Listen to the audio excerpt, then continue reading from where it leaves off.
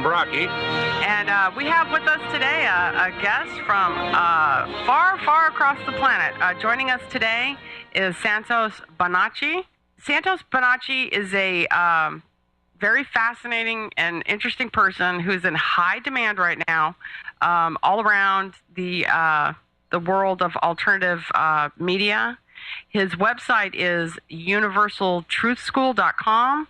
He's got a very extensive YouTube channel called Mr. Astrotheology. We're going to be discussing the Hermetic founding of the United States of America, 1776 timeframe. Our founders absolutely avoided and wrote at length against democracy, theocracy, and monarchy. We also know that the vast majority of our founders, or at least a very large number of them, belong to so-called secret societies like Freemasonry. There's a lot of confusion about secret societies that sprung up following the medieval period of Europe known as the Enlightenment. It is also well known that Freemasonry was infiltrated by the Illuminati at literally about the exact time as our founding, of our country's founding. Many of us are confused about the real founding principles of the United States. Is the Declaration of Independence and the Constitution sort of a last stand for a number of men who pushed forward all that was good out of the Enlightenment, what was then secret societies that were required to stay alive? So what are the real founding principles of the United States? Why does the Washington Monument read, "A Mason and the first president of the United States"? Obviously, Masonry took priority over even being our first president. It is well known that the Illuminati infiltrated world Masonry about the same time that our founders put forth these powerful documents. We know the head of Freemasonry is monarchical in nature, hardly illuminated. Santos deals with reclaiming your dominion in the full sense of that word. He would like to see everybody become sovereign individuals and take their power back from the institutions, the governments, the legal, the religious authorities that have come to dominate our world as we know it. Santos seeks to empower others to claim their full dominion, and again, in the full sense of that word. He has several very interesting presentations free for viewing on the topic of what he calls the holy science, the science of as above, so below, which he sees as the ancient science based on the workings of the solar system. Santos has many new and fascinating projects in the works that are just about guaranteed to blow the lid off our current paradigms of law, science, and religion. Santos aims to empower everyone not only to claim their dominion, but to become the glorious sovereign individuals we are meant to be. It's time to speak truth to power, and let's get on with creating the world we want to live in, focusing our energies on the already changing paradigms in law, science, and religion. Again, our first hour, we're going to be discussing the Hermetic founding of the United States of America. The second hour, we'll be covering the holy science, which is based on the workings of the solar system. So, welcome to the program, Santos. What are your thoughts on the Hermetic founding of the United States of America? Well, thank you very much. And we do have quite a bit of information about the founding fathers, and a lot of it is distorted. But certainly these men were Illuminists, or they were Hermetists, deists, and these people were fleeing from the religious authority of Europe. Or at least they were people who were opposed to the rulership, the so-called Christian rulership from Europe, you see. The Pilgrims who came over to America, they were followed by the Puritans. And the Pilgrims were mostly Hermetists. We get these very romantic little stories that they were Christians. But they were Hermetists, fleeing from the powers of Rome.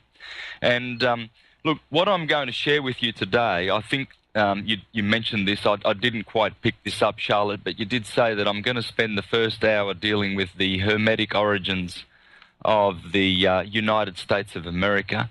And then perhaps I can explain what it means to be Hermetic and who Hermes is, and what he actually taught, to see if that, to verify that it's true that our principles are Hermetic and not Christian, the constitutional principles. Now, I'm going to be reading quite a bit out of a book called The Book Your Church Doesn't Want You to Read. And the editor is Tim C. Leadham. And Jordan Maxwell has had quite a bit to do with this book. So, but on page 255, there's a chapter, Hermes versus the Puritans. And what I'm going to be talking about is Hermetic America, Puritan America, and defending our Hermetic heritage. How does that sound? Sounds awesome. That sounds absolutely wonderful. I mean, I would welcome anything read out of any book with a title like The Book Your Church Doesn't Want You to Read. Yeah, look, this book is just absolutely exquisite. It has quite a few contributors, including Steve Allen, Dan Barker, Dr. Rocco Enrico, Dr. Robert Eisenman. Now, that's the guy who was a Dead Sea scholar, had a lot of interesting stuff to say, and Dr. Stephen Hoeler, and that's who I'm going to be reading from. He's written a book called The Alchemy of a Voluntary Society, and I'm going to be reading from that book. So I'll try and read nice and clearly and smoothly, and see if I can get as much possible read from this book in the next hour. So he starts by saying, the contemporary social arena of the United States is characterized by a cacophony of competing voices, all claiming to be the authentic, the true voice of this country. On the left of the socio-political spectrum, we hear many voices heavily coloured by late 19th and 20th century European thoughts. I'm referring here primarily to the dialectical materialism of Marx and Engels in its several variants, some amplified by Lenin. Marxist thought has become well-nigh normative for the American left. Okay? On the opposite end of the spectrum, we find a frequently confused melange of 19th century Protestant fundamental Christianity, liberally mixed with the economic outlook of the Industrial Revolution. As the left talks of concern for the disadvantaged and other human values, so the right dwells on tradition and family values, by which it means anything from the work ethic of the last century to sexual repression and the bashing of almost anyone who disagrees with these positions. Who or what, then, is the true American? So he's asking the question, what is true America? Who speaks for America? Does the land of the free, the home of the brave, the land of the opportunity, the nation of the Statue of Liberty have an authentic voice? Or is the cacophony of voices we hear the only voice of this land and this culture? In my view, there are three Americas. The first is ancient, or shamanic America, discussed in another chapter of my book. The second is Hermetic America, and the third is Puritan America, which in most respects has acted as the opposing force to Hermetic America. Now that's interesting, because people merge the two groups, the Puritans and the Pilgrims, together, whereas this man, Stephen Hoeler, is saying that there's a Hermetic America and there's a Puritan America. So he reads further saying, to gain an understanding of Hermetic America, we need to go back a considerable distance in history to the Alexandrian period of late antiquity. At this time, the Greek god Hermes, son of Zeus, messenger of the gods and patron of communications, and commerce, became fused archetypally with the god form of the Egyptian god Thoth, lord of mind, scribe of the gods, and patron of transformation. The result was the splendid mystery system of Gnosis, closely related in spirit to the schools of Christian Gnosticism. A large and deeply inspiring body of mystical literature came into existence, all attributed poetically to Hermes Thoth, and designed to facilitate the spiritual insight, transformation, and ultimate liberation of the human soul. Now let me pause there for a moment, if I may, because I'm going to elaborate this on the second hour as to the nature of the Hermetic wisdom. Hermes is the mind principle in Egypt, and it relates to the planet Mercury. Mercury is the closest planet to the sun. Therefore, Mercury receives the light of the sun first. And the ancients knew that this was the mind principle, the intellect. And that's what Mercury rules, you see. So, in Egypt, this body of literature called the Corpus Hermeticum deals with the liberating of the human soul. It's a science. It's based on pure science, you see. And many schools were founded on Hermetic wisdom. But this wisdom was so precious and so wonderful and respected that it was not given to, at all levels, it was not given to everybody.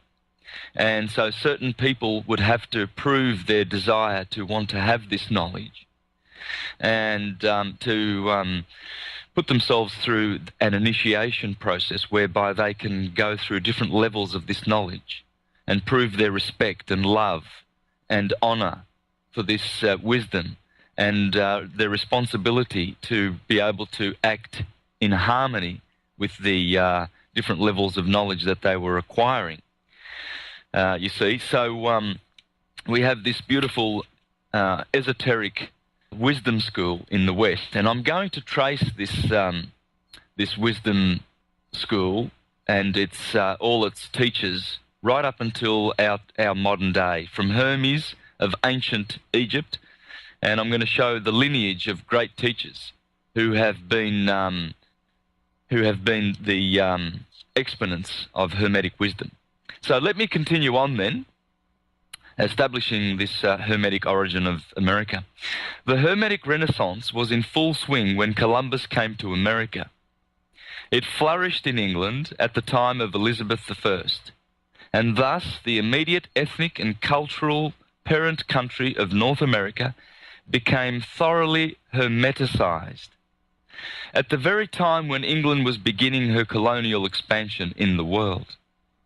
Thus, Hermetic and Neo-Hermetic currents were rapidly transplanted from England to America and were frequently reinforced by the immigration to the New World of European esoterists of a Hermetic orientation, such as German Rosicrucians from Central Europe, from Lord Francis Bacon, the Elizabethan scholar and Hermetic wise man, to Johannes Kepler, the German astronomer and wizard, and beyond.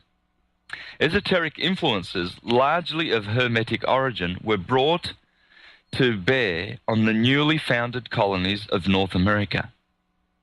By the time of the American Revolution, the Hermetic Renaissance was fused to a considerable extent with the originally French movement of the Enlightenment. Thus, the normative leadership of the American Revolution, particularly its intellectual wing, led and exemplified by Benjamin Franklin, was thoroughly imbued with the spirit of the Hermetic Enlightenment. The founders of the American Republic proceeded to create a modern government, hitherto unheard of in history, a republic founded on the philosophy of Hermetic Enlightenment and expounded on the philosophy, and expressing with certain modifications made necessary by the different historical era, the wisdom of the Corpus Hermeticum and other Hermetic books. And I'm afraid I'm going to have to ask you to hold that thought because we have a break coming up here. Got to go pay the bills. We'll be right back with more with our fascinating guest here on Ron Paul Revolution Radio on American Freedom Radio.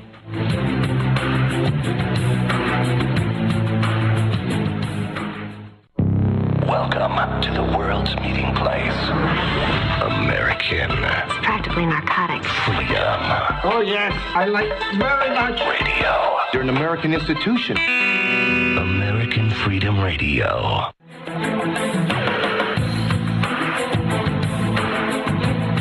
Welcome back to Ron Paul Revolution Radio. I'm Rossi. And I'm Brocki. And warm welcome back to Santos Bonacci. I'd like to go ahead and plug your website. It's universaltruthschool.com.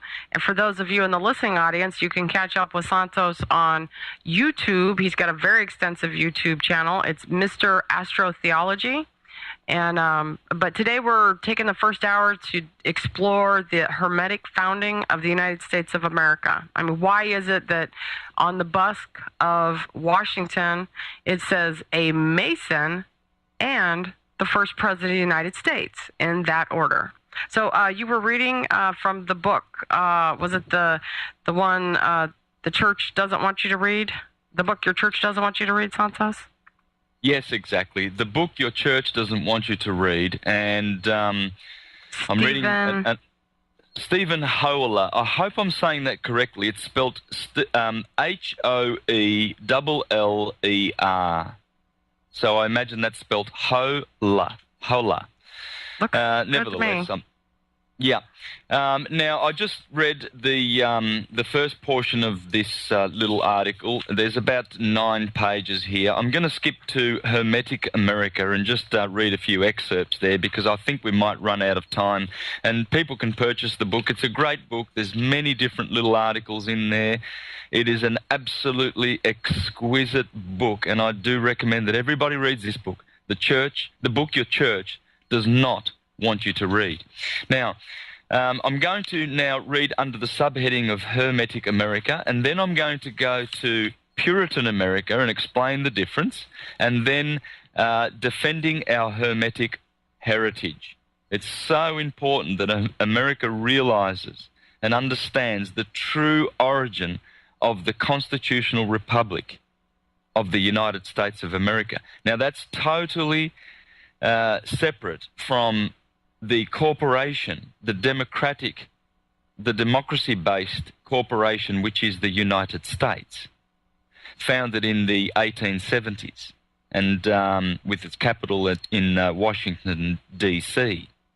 So the constitutional republic of the United States of America, that's the constitution, that's the republic, that's the country, whereas the United States is a corporation, and Barack Obama is the president of that particular corporation. It's not the country. It's just the biggest corporation in the world. Whereas the true president of the United States of America, that would be Abraham Lincoln. He still is the true president of the United States of America. So Barack Obama is not the true president of the country. He's the president of the United States. So I'm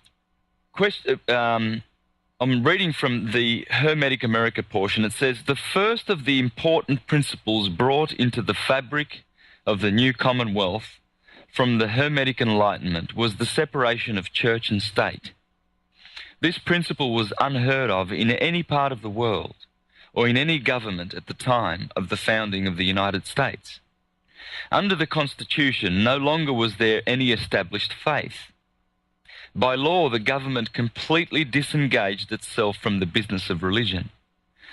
The most that religious minorities could expect from other governments up to this time was tolerance. This meant that while maintaining an official established state religion, the authorities would nevertheless patiently endure the exercise of a different religion on the part of some. The prototype of tolerant monarchs was no doubt Frederick the Great, who uttered the famous words, "Let everyone be saved under his own fashion." but who still maintained the established Lutheran Church of Prussia. The founders of the American Republic clearly went beyond that. Popularly advanced theory accounting for the separation of church and state in America is that since there were several religions present and flourishing in the colonies, it was best to make religion a private matter and thus diffuse potential sectarian dissension. However, in view of the Hermetic influences that were brought to bear on the founders, it might be assumed that this was not the only reason for their attitude. The Hermetic Enlightenment was, as a whole, was not interested merely in the absence of religious strife. Rather, it felt that there was something profoundly wrong with the theologies of all existing religious denominations in the culture, and that for this reason none of them ought to be supported. The issue was not that one did not know which of the religions was right, but rather that one knew, or at least suspected, that all of them were wrong. One of the major disagreements between the Hermetic Enlightenment on the one hand and the various denominations of Christianity and Judaism on the other concerned the God concept. All denominations of Christendom at the time, as well as followers of Judaism, were adherents of theism, a belief in a personal God, creator, maintainer, and judge of the world, who is personally involved in the management of creation at every moment of time. In the eyes of the Hermetic thinkers of the Enlightenment, this concept had shown itself to have not only theoretical flaws, but also to be responsible for certain practical ills, such as the divine right of rulers, the presence of religious law within the fabric of society, and many more. If God was actively involved in the affairs of the world and of humans, it was easy to envision that this same God instituted the existing governmental and social structure, and that the state ought to enforce God's ordinances in order to please him. By their separation of church and state, we can infer that the founders of the United States were not in favor of such a God. The men and women of the Enlightenment were usually not theists, but deists. Deists accepted a supreme being as the ultimate origin and the final destiny of all beings of the universe, but they were convinced that this Godhead did not actively manage the universe or affairs, or interfere with the affairs of mankind. Theirs was the alien God of the Hermeticists, the Gnostics, also known at times as Deus absconditus, the God who has gone away. So you see, there's a very, very big difference with the thinking of the theists, the theocratic Christian and Calvinist Puritans, who believe that God is taking a very, very active part in this social makeup of the world. Therefore, they have the right to maintain this theocratic God's wishes on this planet and meddle in the affairs of one and all. Whereas the Hermetists were teaching that God, the supreme God, whilst we all are bound and destined to return to that cause, that God, the deist, Deus, he does not interfere in the affairs of mankind. So it's quite an interesting juxtaposition of philosophies that came to America. But the founders were clearly Hermetists. Another important consideration is the source of the legitimacy of government. In the prevailing arrangement in Europe at the time, it was understood that the source of legitimacy was the will and grace of God. However, the founders of American government decided that the will of the people, or the just consent of the government, made a government legitimate. Here we find the Hermetic principles powerfully at work again. Ever since Alexandrian Egypt, Hermetic teachings have always given prominence to the godlike power and dignity of the human soul. The human soul is not a mere creation of God, but rather is divine in origin and in its essential nature, and as such cannot be forever subjected to external authority.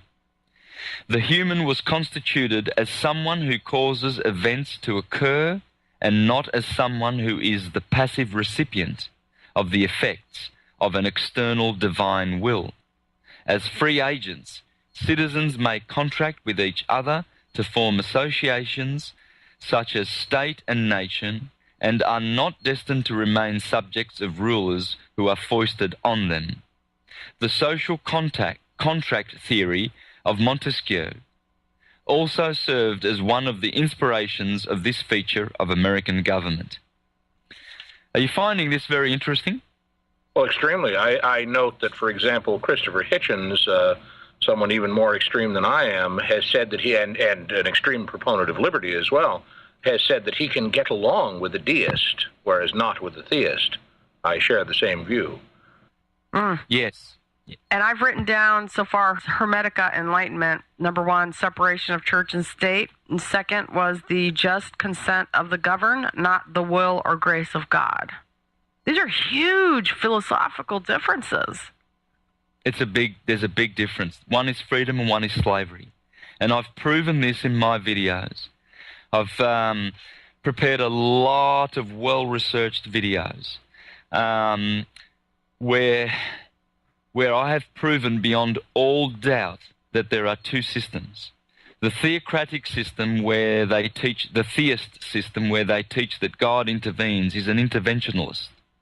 He's a God who takes a very, very active part in this world, and he does that through his appointed, faithful and discreet slave, these governing bodies, self-appointed men, basically, who run all the 30,000 Christian denominations on this planet. The governing body of the Jehovah's Witnesses, they have their particular brand of Christianity and mind control. The governing bodies of the Baptists, the governing bodies of the Mormons, they are all different. They all have their own peculiar, patented, if you like, brand of Christianity where they interpret the scriptures, and all the people that belong to that church are believing that they are the only ones saved. It's elitism and slavery and mind control at its best. You see, the principles of Christianity come from Hermeticism.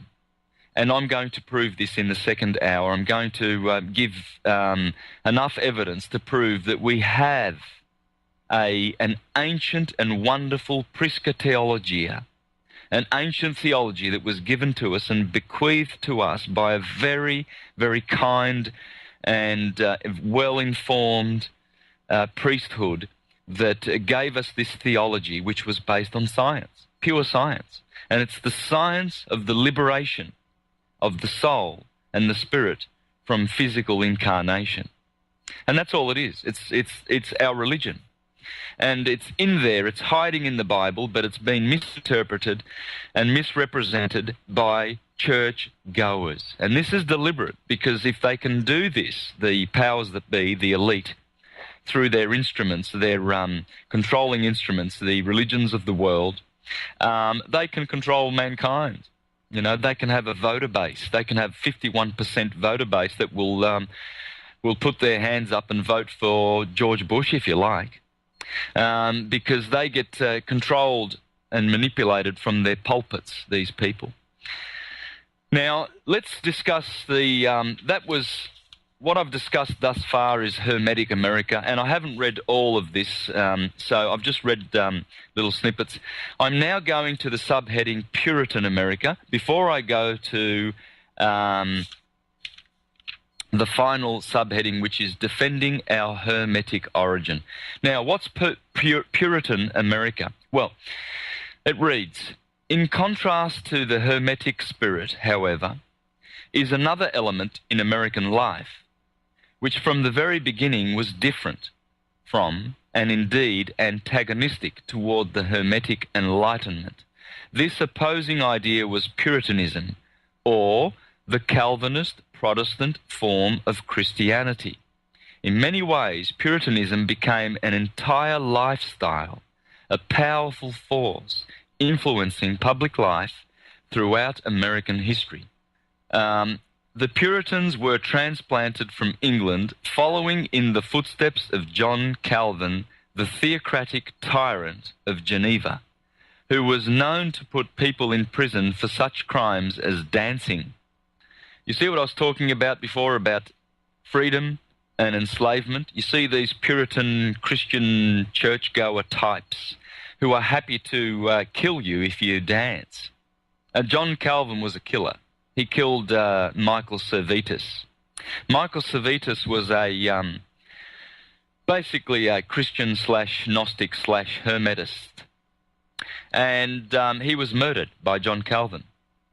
John Calvin made sure that he was processed through the Inquisition because he was not conforming to Christian thinking. I'm afraid I'm going to have to interrupt you there. I was going to say, by the way, that I wouldn't describe Puritanism as a lifestyle, but rather a death style. Anyway, we have a break coming up. Please hold on to that thought. The founding of Puritan America, which we'll continue with after the break here on Ron Paul Revolution Radio on American Freedom Radio.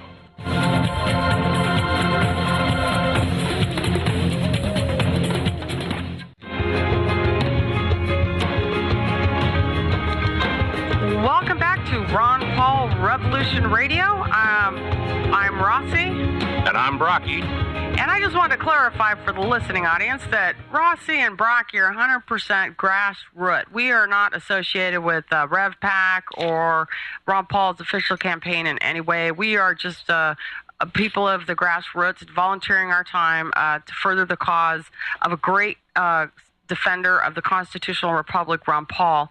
And I'd like to welcome back Santos Bonacci. Santos, before we move on into the Puritans, when I'm out there in the world of internet and videos and blogs, a lot of times people are repulsed by Ron Paul's willingness to withdraw funding or U.S. aid to Israel. And I frequently say, well, Israel has a supremacy doctrine. They are God's chosen, and it stands in stark contrast to our Declaration of Independence that says that all men are created equal and endowed by their Creator with unalienable rights, which couldn't be more the opposite of a supremacy doctrine. And so I don't see what we have so much in common with Israel as a lot of people seem to do. Would you like, before you move on to the Puritans, would you like to do a shout out for Ron Paul and tell us what you feel about Ron Paul? Yeah, look, he has the spirit of the founding fathers in him. He knows and understands what a constitutional republic really means as opposed to democracy and the corporation, the fascist oligarchic corporation that has overtaken America. Unfortunately, the land that was free. I should mention here, by the way, that our guest is being 100% accurate. The word fascism is defined as corporations in close cooperation with government.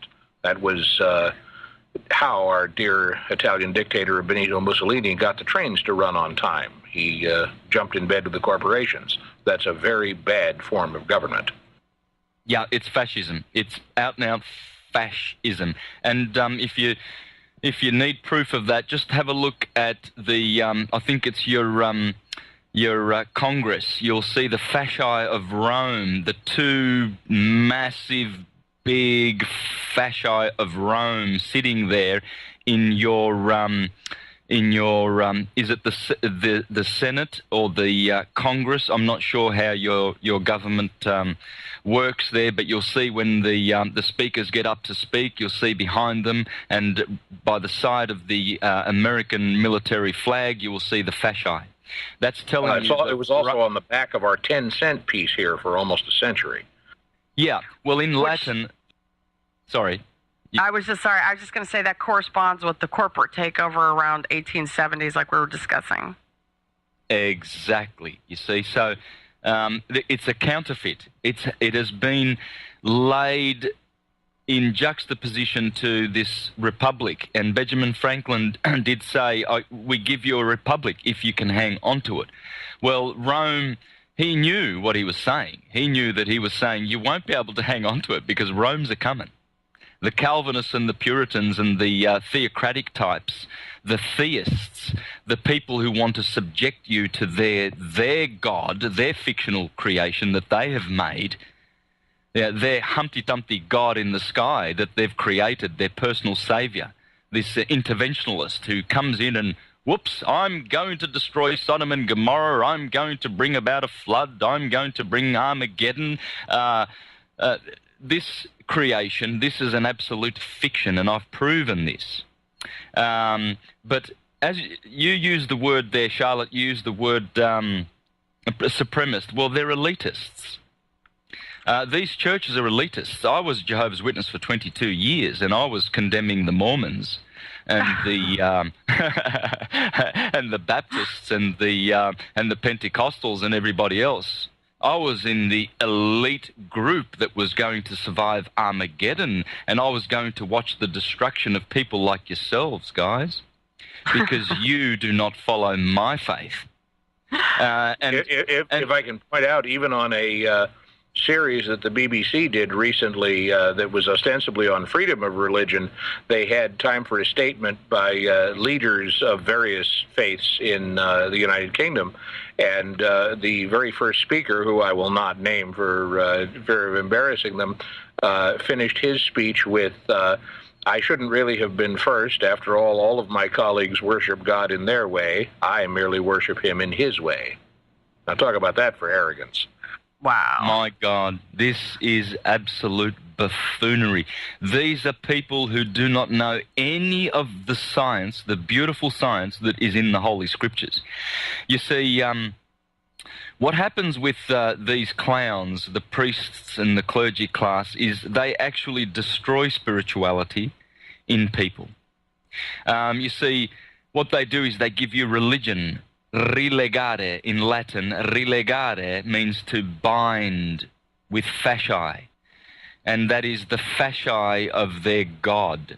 They even in English, religion means absolute belief without proof.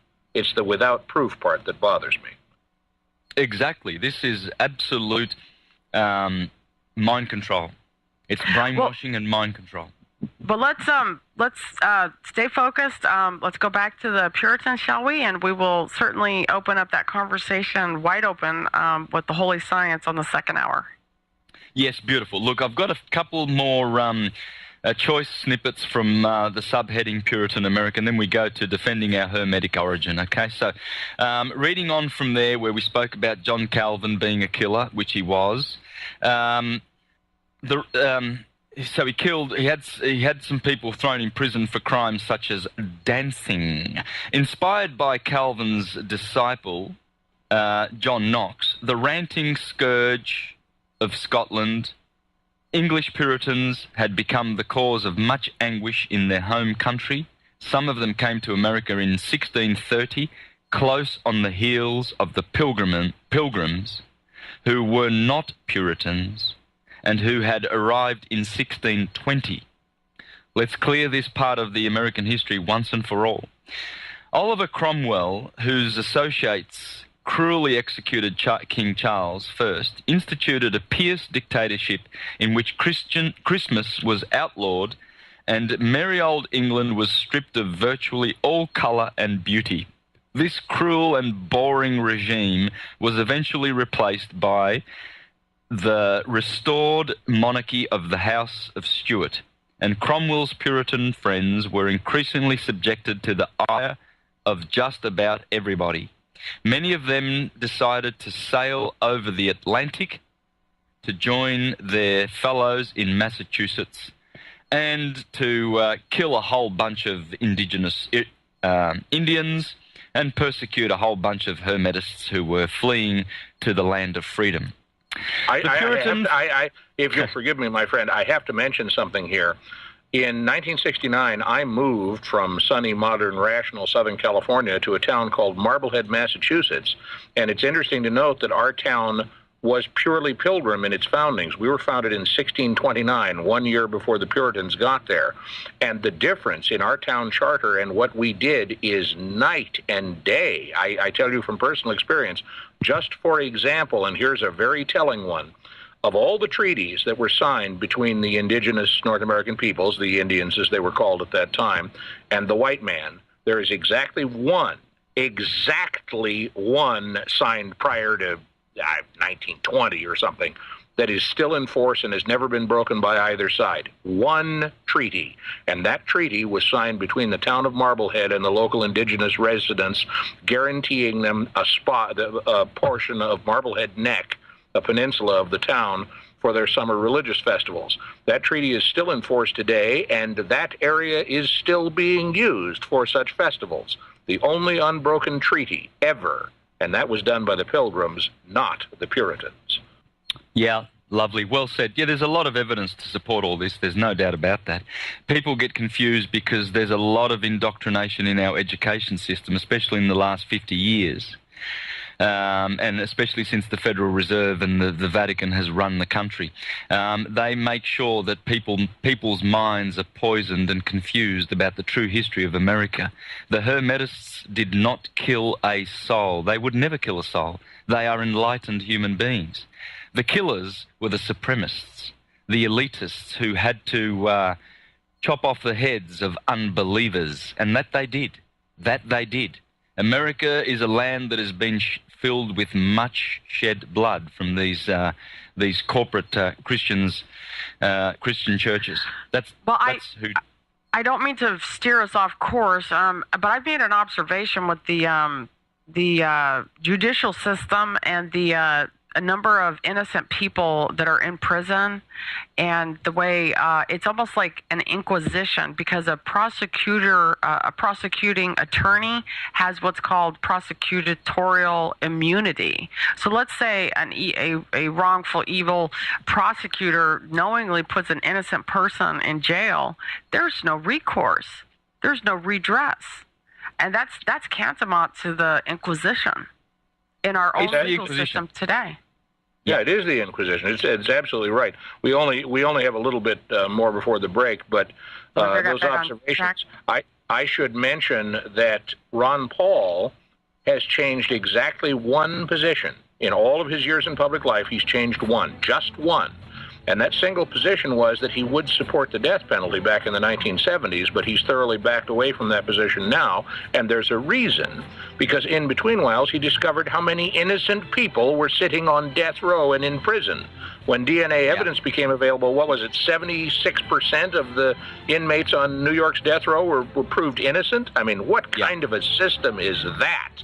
Anyway, we do have a break coming up, so we'll be right back with more of our fascinating guest here on Ron Paul Revolution Radio on American Freedom Radio.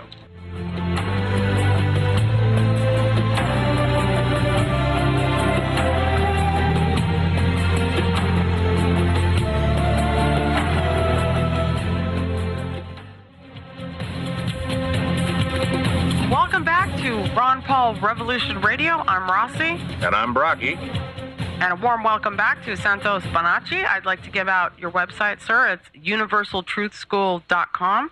Ladies and gentlemen, catch him at YouTube at username Mr. Astrotheology. Brocki, do you have something to say quickly? Well, my wife was also on me to finish the justification. When they found that 75 or 76% or whatever it was of those death row inmates were innocent, those people were the only ones for whom DNA evidence was available. So, I mean, they could have all been innocent. It doesn't, that's a really telling thing when the only ones you can test are all innocent. That's a horrible indictment of our judicial system. And she also mentioned something else that we should mention to all the listening audience.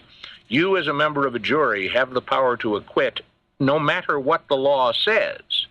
And that power is inherent in our republic and, in fact, in all the nations ruled by common law, which includes Australia.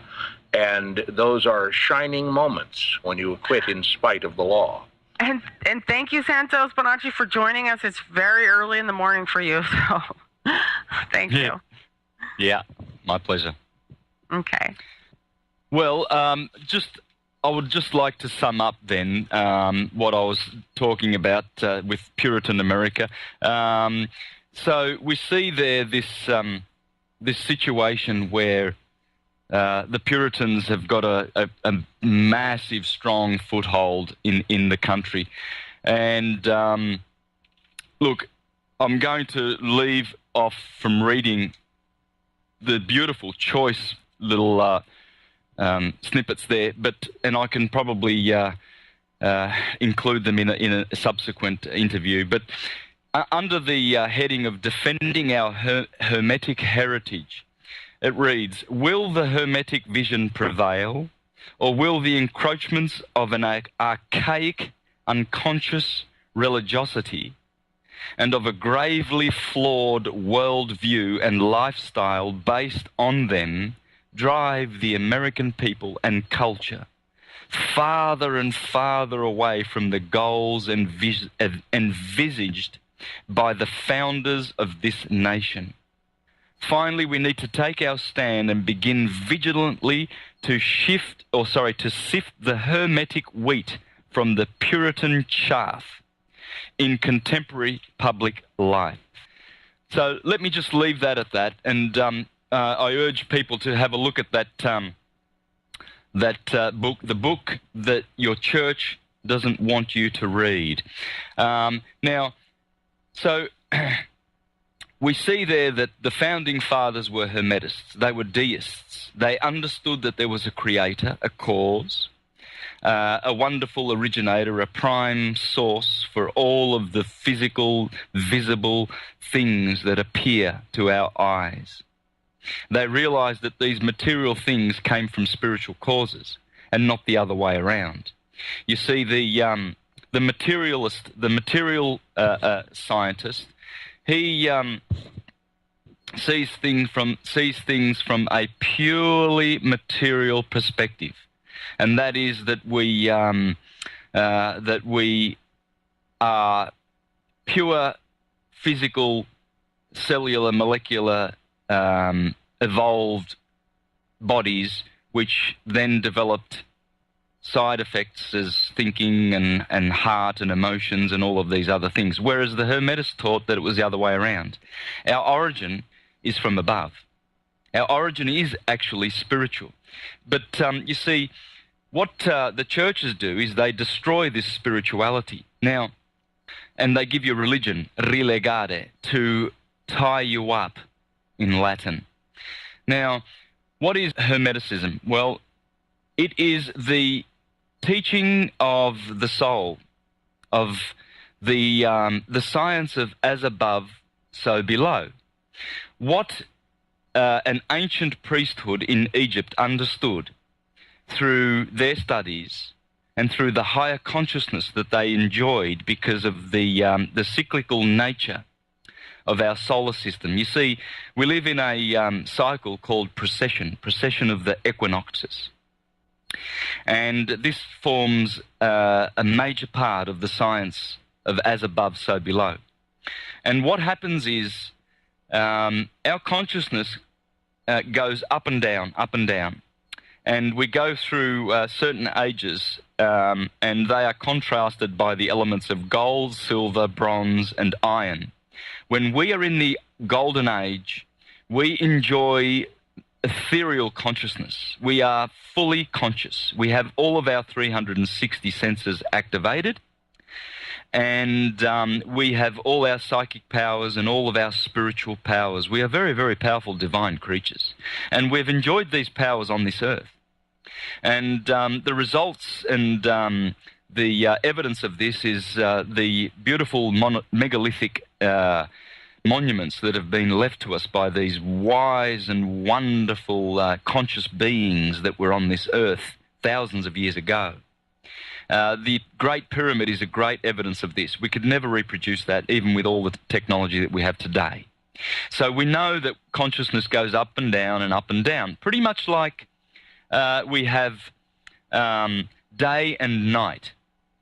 During the day, we are fully conscious. We can see everything. We can see all the objects, and we walk around and we indulge in conscious external activity. Whereas when we go to sleep at night, we go subconscious or unconscious. And you see, this is what's happening in the 24,000-year cycle of precession. We awaken, we go to sleep. Spiritually, we awaken, we go to sleep. The same thing happens with summer and winter. The earth awakens with fruits and flowers and vegetables and all sorts of wonderful food to sustain mankind by virtue and grace of the power of the electric sun. But when that sun seems to fade and wither and decline and recede in the winter months, there appears to be a death that visits the land. If you don't have stored food in your pantries, you could potentially not survive the winter. And the sun appears to leave us and abandon us to the cold, merciless season of winter in which most people die, especially elderly and sick people. So we have these three cycles, day and night, and the ancients were afraid of the night because most tragedy befell humans at night. Dangerous animals would come out of the forest and prey on helpless victims at night. Winter is the same. The snow, the merciless snow, has killed many, many, many people. And the same is happening with the unconscious situation that we find ourselves in. The ancients were kind enough to leave hieroglyphs and messages and symbols on their monuments in Egypt, which deal purely and solely on the holy science. All those hieroglyphs, by the way, hieroglyphs means holy writing, they are all there to survive the ravages of time, so that one day when returning conscious mankind would come back to their senses and receive the lost consciousness that they had in the Golden Age, they would be able to read these symbols on the monuments, and they would be able to return to their most holy and wonderful religion/science. And this is what my work is all about. What I'm doing is I'm sharing with the world the Prisca Theologia. Now, what's the Prisca Theologia? Prisca means ancient, and Theologia means theology. Now, it does have the word theos in it, but please don't run away. Please don't run away and think that it has anything to do with theocracy and the theist understanding of a interventionalist God. This is pure fiction, and it's a Judeo-Christian matrix which is designed to enslave mankind. Okay? And the elites do that because they think they're doing mankind a favor, because mankind are just a bunch of goy, a bunch of chattel, a bunch of cattle, dumb, stupid plebeians, proletariat, ignoramus masses, and they need to be deceived and controlled. Therefore, they get it. They get mind control, and they get it good and hard in their churches. Whereas the Hermetist mystical way is the way of freedom, and it's the way of respecting and perceiving the divine and living in harmony with the laws of the divine, not the commandments of the divine or of the God. You see, what these wonderful priesthoods understood was that what happens above is exactly what happens in the microcosm below. When you look at the stars above, you are staring at the atoms in the body of the God, the material God of the universe. The material star systems, they are the physical part of what we call God. In fact, Manly P. Hall teaches that astronomy and astrology of the God. So when you look up, this is what you see. You see, first and foremostly, the 12 signs of the zodiac, and they are the signs in which the sun always travels. You see, the sun is always in the zodiacal belt of 16 or 17 degrees width. And that belt runs from the east to the west. So the sun is always in one of the signs of the zodiac. In fact, right now, it's in the sign of Scorpio. It is the 29th of October, and we are in the first decan of Scorpio.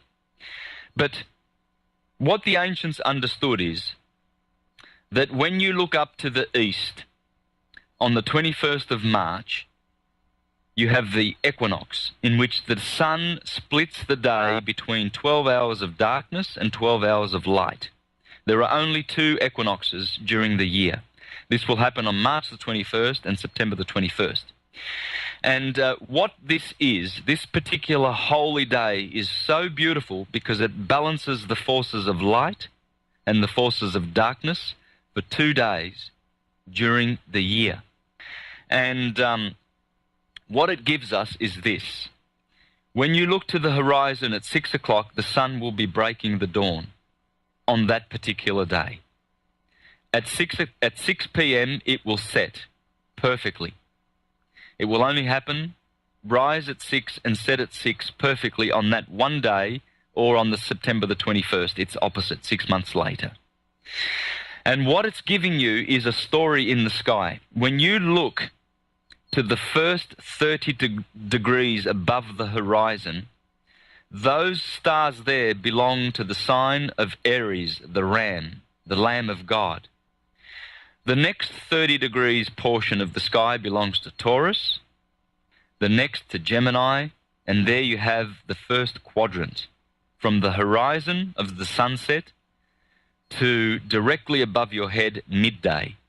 There's the first 90 degree slice of the pie, which is ruled by the spring months of March, April, and May, and the 3 zodiacal signs of Aries, Taurus, and Gemini.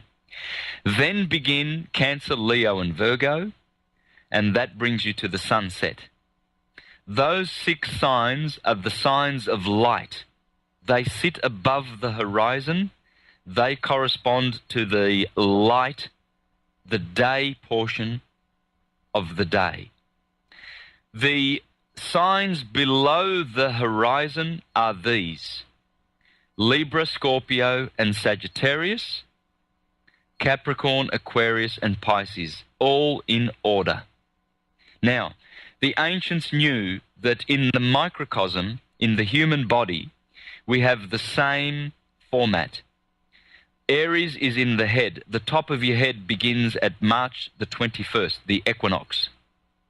And that is the top of the head, the brain, is ruled by Aries. The bottom of the head is ruled by Taurus, the mouth and the neck.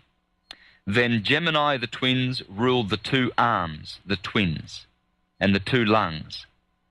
That's the first quadrant. That's the spring part of the body. Then Cancer is the chest, Leo is the heart, Virgo is the belly. That's the top part of the body. That corresponds to the signs that are above the horizon. Then below the horizon is Libra, which corresponds to the kidneys. The 2 kidneys are the 2 scales of Libra. Then Scorpio is the generative area of the body. Sagittarius is the thighs. Capricorn is the knees and the skeletal part of the body, which Capricorn rules. Aquarius is the shins and the blood circulation. Pisces, the 2 fish, are the 2 feet. The ancients knew that we have a perfect cause and effect correspondence. And this is one of the Hermetic principles of the 7 principles of Hermes, which is the principle of correspondence, which is the correspondence of as above, so below. This is the greatest of all the Hermetic teachings, as above, so below. So what happens is this beautiful as a science, and as I said, this corresponds with the day and the year. You see, where the sun rises at 6 a.m., Aries, the sign of the Lamb, this also corresponds to March the 21st. So 6 a.m. is pinned to March the 21st. these two cycles. So you see that summer begins, or spring and summer begins at March the 21st, and as the sun goes up to the Tropic of Cancer, on June the 21st, you have the longest day. So you can understand that this is the beautiful light photosynthesis portion of the year. Spring and summer are the signs that return and rejuvenate the earth with vitality and life and fruits and abundance. And I'll leave it at there. We'll take a break. I can hear the music coming, and then we'll go on and see how this law of correspondence has to do with our lives, our personal lives. You're absolutely right. We'll be right back with more of our fascinating guests, Santos Bonacci, on Ron Paul Revolution Radio here on American Freedom Radio.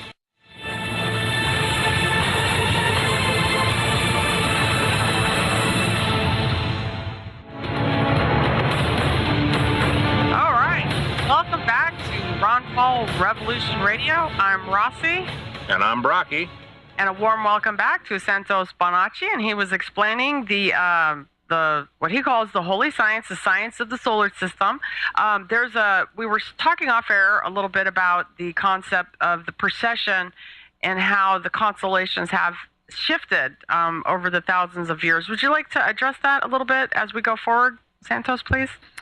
Yes. Now, one of the main reasons why astrology is attacked and poo-pooed by the religionists and the academic world, they treat it as a pseudo-science, you see, and the religions write it off as from the devil. It cannot benefit mankind. It is from the devil. Well, one of the reasons they say this is they refer to the fact that the constellations have actually slipped out of their places. For instance, you see, the sun is not rising in the sign of Aries as it has been for 2,000 years prior to the age of Pisces. It is now rising in the age of Pisces at the equinox, you see. So on March the 21st, instead of having Aries, the sun in Aries, the sun is now in Pisces. It's 30 degrees removed. It has slipped out of position. So people saying, well, you know, if you're born on March the 26th, for instance, you are no longer an Arian, you are Piscean. Well, no, you are still an Arian, and you still have the traits of an Arian. You still have the fire sign traits. You still are born under that particular sign, because as I have explained on one of my videos, I've explained this thoroughly so that people can understand why astrology is not to be discredited because of the slippage of precession. And in order to understand this, one should read the works of Thomas H. Burgoyne. Thomas H. Burgoyne, and in particular the books The Light of Egypt, The Science of the Soul and the Stars, Volume 1 and Volume 2, and also another book which is called Celestial Dynamics. In there, Thomas Burgoyne explains that it's the angle of the rays of the sun which cause the effects on this earth. It's the solar system. It is solar-centered, solar system-centered science. It has nothing to do with the stars' position in the skies. So rather than focusing on the fact that they have slipped and therefore the science is skew-if, we can understand that it's all based on the angles of the solar system. So in other words, on March the 21st, the sun will always be considered to be in Aries. It will never be Pisces. It will never be. Because when the sun breaks that point of balance on the 21st of March every year, where it splits the day between 12 hours of darkness and 12 hours of light, that is the beginning of a cycle. And that cycle must begin with cardinal fire in Aries. It cannot begin with mutable water in Pisces. And it must begin in the head of the human being. See, every day, fractally, we are being charged with electromagnetic radiant vibrations. And they always begin in the head, in Aries, in the electromagnetic computer, which is the brain. So I can get back to that anyway and elaborate on that, but I'm going to do another presentation next month on the 6th of November, and I'm going to elaborate on this so that we can get it right, because a lot of people get a lot of confusion about this. Right. Can I ask you this? It would seem to me that also the stories of the Bible correspond to the cycle as well. And so the sequence is the beginning of the cycle. It's going to cycle through the whole process and end up back at that time when the sun does rise in Aries. But that's like the foundation stone. It's the cornerstone of the whole system of being able to describe the larger system. Does that make sense? Yes. Yes. Yeah. Astrology is the metaphysical part of the science of the stars, which enables one to attune himself with his mystical nature. That's what it is. Whereas astrotheology, which we'll deal with right now, because you've touched on that, the stories in the Bible and everything like that, and all the characters.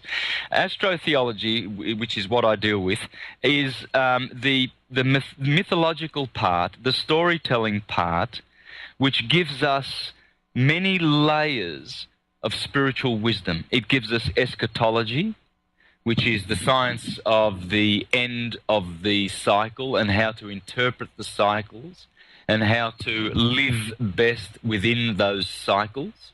You see, if you understand the cycle of day and night, you understand that you can get all your work done during the day so you can see, and then at night you can do all your resting. Summer and winter, you go about collecting your fruits and your nuts and your berries and your vegetables, and you preserve some for the winter. So you do not get consumed or destroyed by the cycles. You live with those cycles, you see. So what the Bible does is it gives you all the characters of the solar system in allegorical form, and it tells you these beautiful stories about how they deliver to you certain cycles by which you will benefit if you master those cycles. Now, this is how it works, okay? I've already established for you the equinox, how the equinox sits on the horizon at March the 21st and September the 21st. The solstices, if you draw a circle in front on a piece of paper in front of your eyes, and you draw horizontally a line dissecting the two hemispheres, you will have the equator. And on that rests the equinoxes. Now, if you draw a line vertically directly down the center, that line represents the solstices, and you have a 24-hour clock. So on the left, you will have the equinox of March the 21st. And on the top at 12 o'clock, you have the solstice of June the 21st. Okay, so you go around this circle, and you have the circle that the sun makes every day. Now, what's happening in the Bible is this. You have these characters who are performing 12 labors, or they have 12 disciples, or they have 12 sons. In Revelation, you hear Jesus talking about the 12 pillars in the temple of my God. You hear about the 12 trees that are in the Garden of Eden, or in the Garden of the Kingdom of God on earth. And you hear of all of these stories that incorporate the number 12. Well, what they're telling you in cryptic form, in allegorical form, is they're telling you stories about the sun and how the sun conquers the darkness and how the sun conquers the winter months. For instance, the Gospels of Matthew and Luke, they begin with a nativity scene where the Son, S-U-N, is a child, a baby in a manger.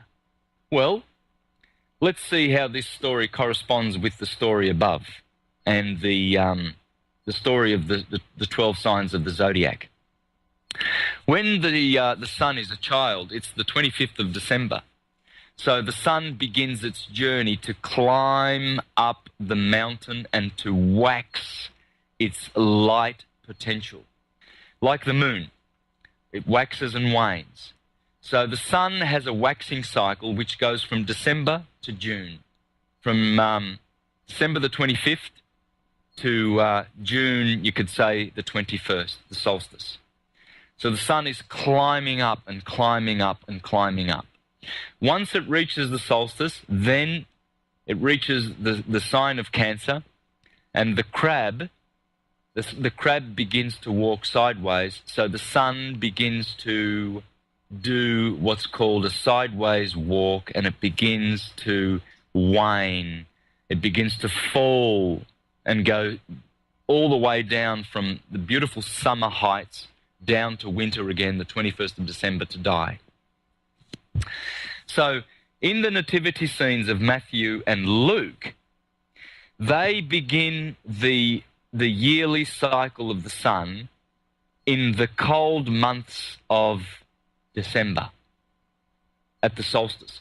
Whereas the Gospels of Mark and John, they omit the nativity scene and they begin with Jesus at the age of 30. All of a sudden, Mark chapter 1 jumps out and Jesus is a full-grown man. There's no nativity, and he begins his ministry. Well, that's the sun beginning its cycle at the equinox rather than the solstice.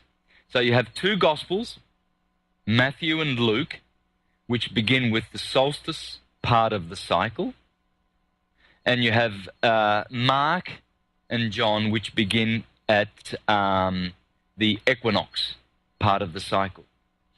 So what you see then is that as the ancients taught that the sun, as it grew from 25th of December, it took 30 days to reach the sign of Aquarius. So at 30 years of age, or 30 degrees of travel, the sun enters a new sign, and the sun is baptized by that sign. It's January, and January is Janus. Janus is John. John the baptizer is Aquarius.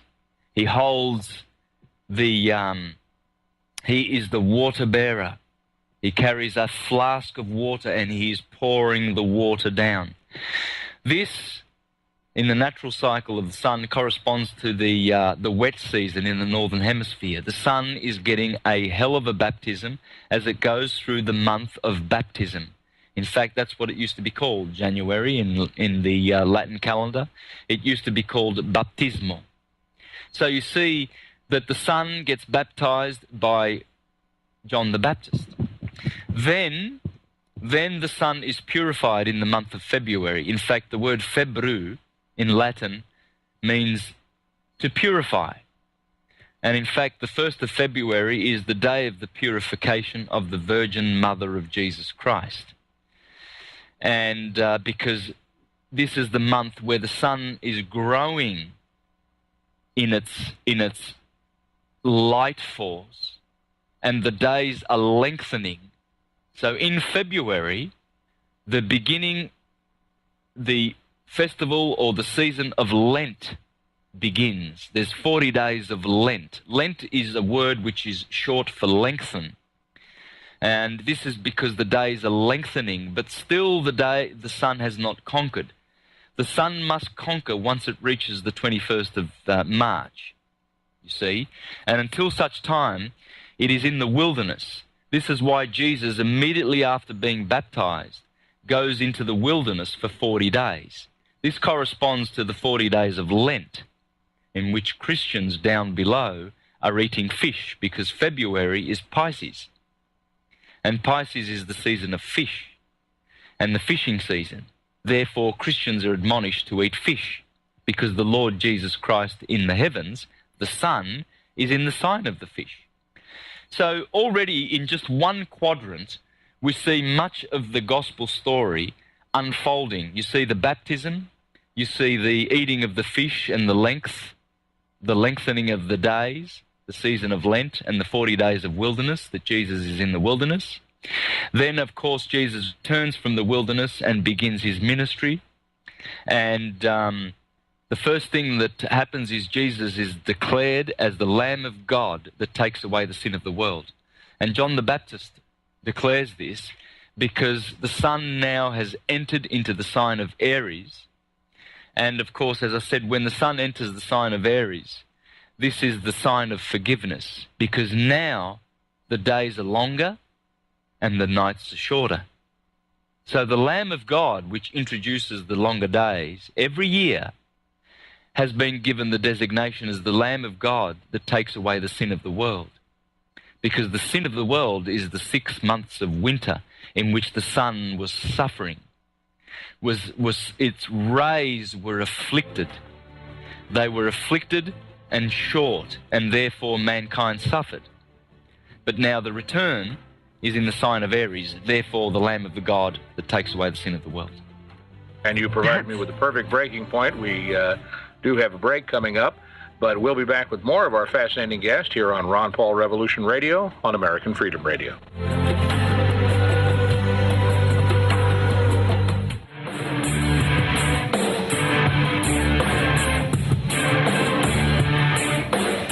Welcome back to Ron Paul Revolution Radio. I'm Rossi. And I'm Brocki. And a warm welcome back to Santos Bonacci. I'd like to plug your website. And ladies and gentlemen, we are just barely scraping the tip of the iceberg of Santos Bonacci's work. It's a must-do. Go to Mr. Astrotheology on YouTube and see hours upon hours of in-depth discussion concerning the science of so as above, so as below, the ancient science of the workings of the solar system. There, you will be profoundly amazed at the revelations that Santos brings forward. And I was completely ecstatic to find, Santos, that your universaltruthschool.com, you've changed the website. It's fabulous. So congratulations on your new website. Thank you. And also that you brought to clarity of my mind, because I knew that the religion, so to speak, was a part of the tyranny. And it seems that you brought to my clarity of my attention that what tyranny has sprung from making a literalization out of the SUN. And what are your comments about literalizing the sun? Yeah, Christ. look, yeah. This is the great crime committed by the churchgoers. The churchgoers have misunderstood the scriptures. Simple as that. They've misunderstood them. They do not understand them. We need to reclaim the Bible for Hermes, because it is Hermes. It's a product of Hermetic mind. There is nothing in it that does not come from Hermes. And what is Hermes? What is it? Well, it's science. It's pure science. Everything about everything, every single thing about our religion, our original nature religion. You see Christians go on and say, oh, the pagans, they worship the sun, they worship these bodies, Mars and Jupiter and astrology and all this demon stuff. No, they didn't worship any of these things. What they did is they understood the science and the mechanics, the celestial mechanics, which are connected to us. We are connected to these bodies. Everything that happens in our solar system, if Jupiter does something, if it squares Mars, or it opposes Mars or the sun, or any of these aspects that are going on with the planets, you can rest assured that we will feel it. And so they were attuned to this. They knew this. They understood how these things were happening, and that the sun the core of our solar system was responsible for our lives and the energies that we feel during the day, during the year, was sustaining us and giving us life and warmth and love. And so the science is based on all of these things. So when they, for instance, a good example of, I'll just give you another example. I spoke about Jesus. I can go on and on and on and show you all the parallels of the ministry of Jesus and how it corresponds to the Son's ministry, its yearly ministry, as it goes through the 12 signs. You see, when the Son goes through the 12 signs, it changes its character and nature every time. This is why Jesus is called the Lamb of God, because when it's in Aries, it's a lamb. Jesus is called the Rock. When it's in Taurus, Taurus is the rock. Jesus is called the Twin, because when it's in Gemini, the Sun is acting as a twin. In Cancer, it's called the Scarabus, the scarab. In Leo, it's the Lion of the tribe of Judah. In Virgo, it's the Virgin, the bread of life. In Libra, it's the Just One. In Scorpio, it's be wise as serpents and yet innocent as doves. In Sagittarius, it's the one who came to divide. In Capricorn, it's the scapegoat of Israel. In Aquarius, it's the Son of Man. Jesus refers himself to the Son of Man. In Pisces, it's the fisherman of men. So these are all names and titles of the Son, which are all and they're all applicable to the very same biblical Jesus, just like Hercules. Yes, and tell us a little bit about the early Christians. I understood from one of your presentations that there's a great misunderstanding about why the very, very earliest Gnostic Christians, you might say, were killed by the Roman Empire.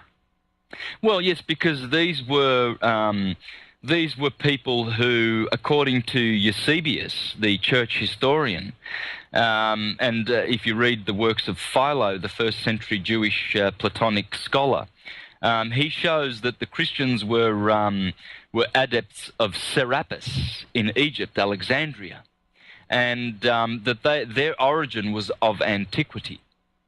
See, Christians were from Egypt, very, very, very ancient science/religion.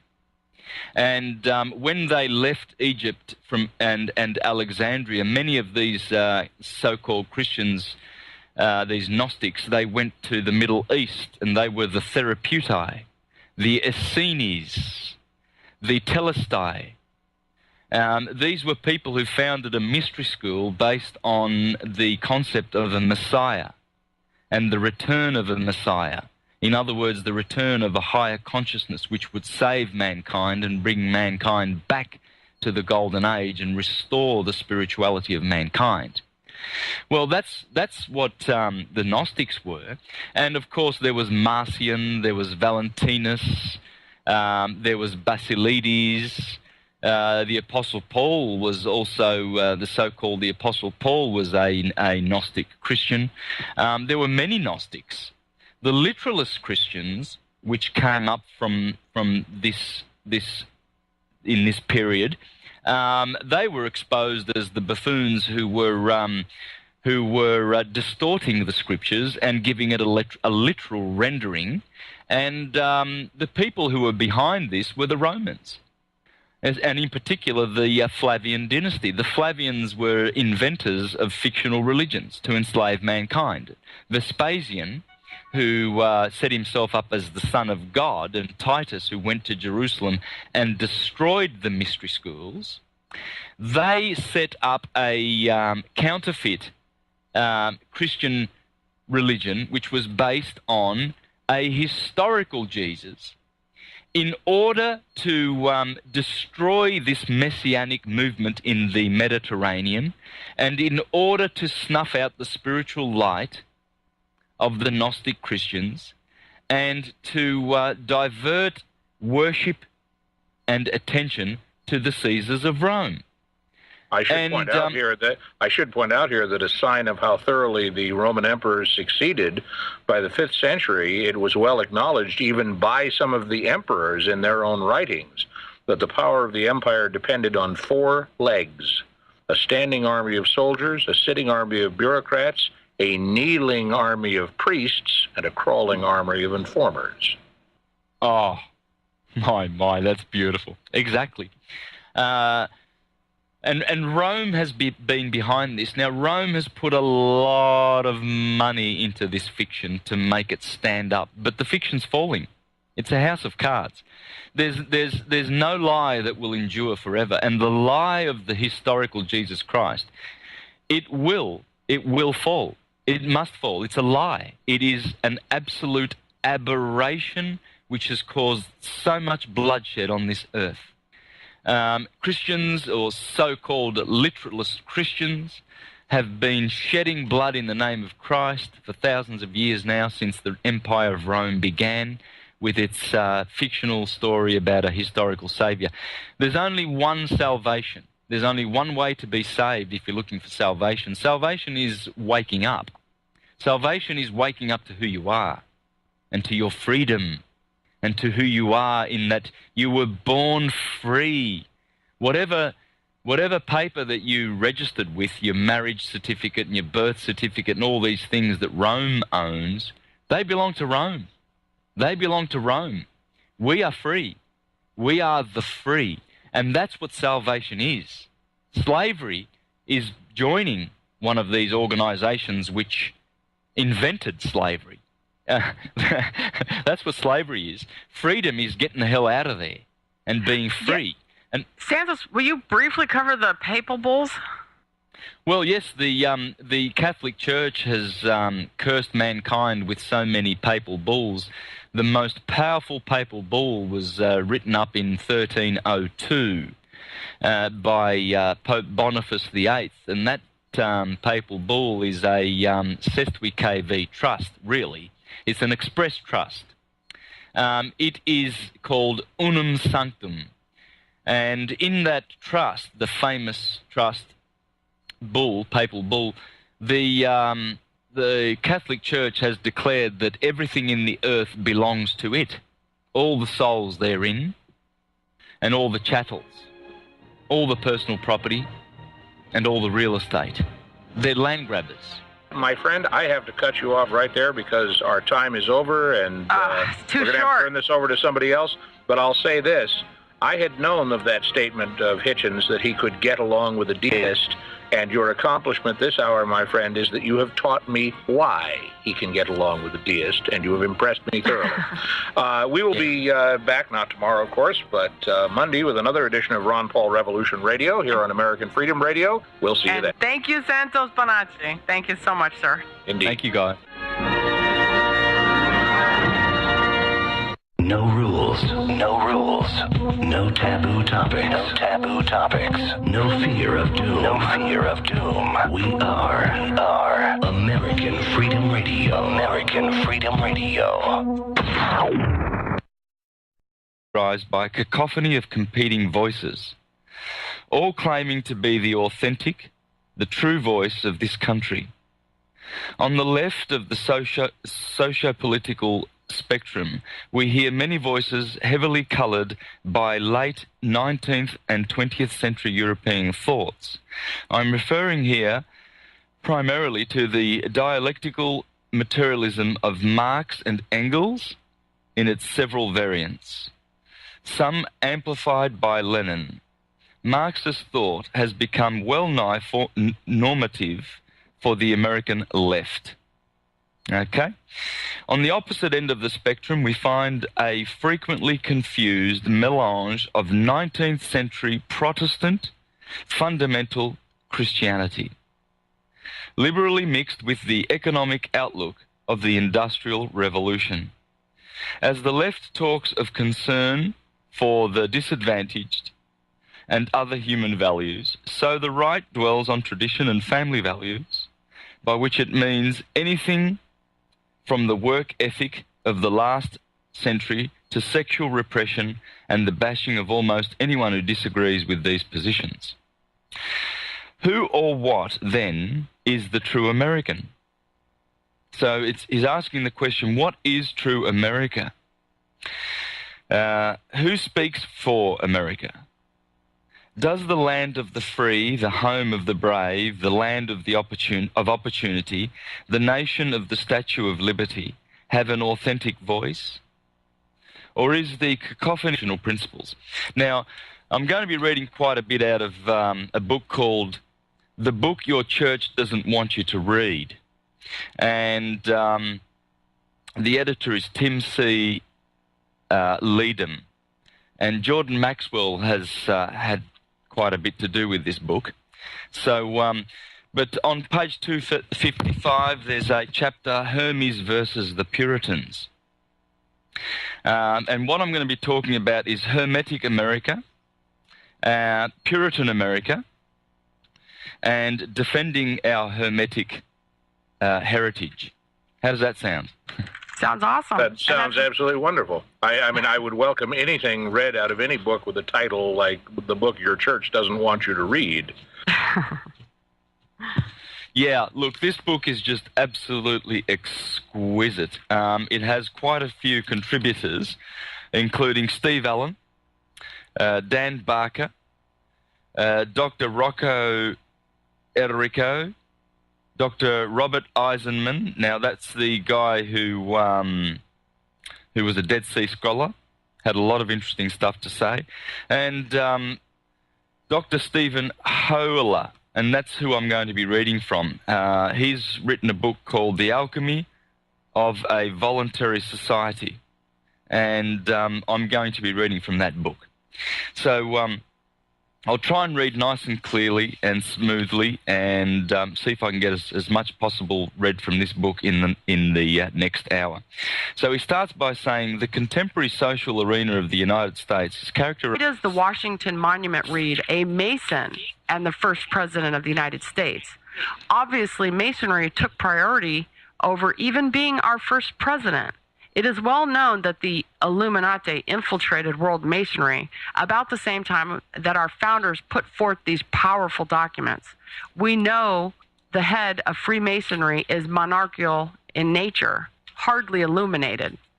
Santos deals with reclaiming your dominion in the full sense of that word. He would like to see everybody become sovereign individuals and take their power back from the institutions, the governments, the legal, the religious authorities that have come to dominate our world as we know it. Santos seeks to empower others to claim their full dominion, and again, in the full sense of that word. He has several very interesting presentations free for viewing on the topic of what he calls the holy science, the science of as above, so below, which he sees as the ancient science based on the workings of the solar system. Santos has many new and fascinating projects in the works that are just about guaranteed to blow the lid off our current paradigms of law, science, and religion. Santos aims to empower everyone not only to claim their dominion, but to become the glorious sovereign individuals we are meant to be. It's time to speak truth to power, and let's get on with creating the world we want to live in, focusing our energies on the already changing paradigms in law, science, and religion. Again, our first hour, we're going to be discussing the Hermetic founding of the United States of America. The second hour, we'll be covering the holy science, which is based on the workings of the solar system. So, welcome to the program, Santos. What are your thoughts on the Hermetic founding of the United States of America? Well, thank you very much. And we do have quite a bit of information about the founding fathers, and a lot of it is distorted. But certainly these men were Illuminists, or they were Hermetists, deists, and these people were fleeing from the religious authority of Europe. Or at least they were people who were opposed to the rulership, the so-called Christian rulership from Europe, you see. The Pilgrims who came over to America, they were followed by the Puritans. And the Pilgrims were mostly Hermetists, we get these very romantic little stories that they were Christians, but they were Hermetists, fleeing from the powers of Rome. And look, what I'm going to share with you today, I think you mentioned this. I didn't quite pick this up, Charlotte, but you did say that I'm going to spend the first hour dealing with the Hermetic origins of the United States of America, and then perhaps I can explain what it means to be Hermetic and who Hermes is and what he actually taught, to see if that, to verify that it's true that our principles are Hermetic and not Christian. The Constitution. Welcome to Ron Paul Revolution Radio. I'm Rossi. And I'm Brocki. And we have with us today a guest from far, far across the planet. Joining us today is Santos Bonacci. Santos Bonacci is a very fascinating and interesting person who's in high demand right now all around the world of alternative media. His website is universaltruthschool.com. He's got a very extensive YouTube channel called Mr. Astrotheology. We're going to be discussing the Hermetic founding of the United States of America, 1776 timeframe. Our founders absolutely avoided and wrote at length against democracy, theocracy, and monarchy. We also know that the vast majority of our founders, or at least a very large number of them, belong to so-called secret societies like Freemasonry. There's a lot of confusion about secret societies that sprung up following the medieval period of Europe known as the Enlightenment. It is also well known that Freemasonry was infiltrated by the Illuminati at literally about the exact time as our founding, of our country's founding. Many of us are confused about the real founding principles of the United States. Is the Declaration of Independence and the Constitution sort of a last stand for a number of men who pushed forward all that was good out of the Enlightenment, what was then secret societies that were required to stay alive? So what are the real founding principles of the United States? Why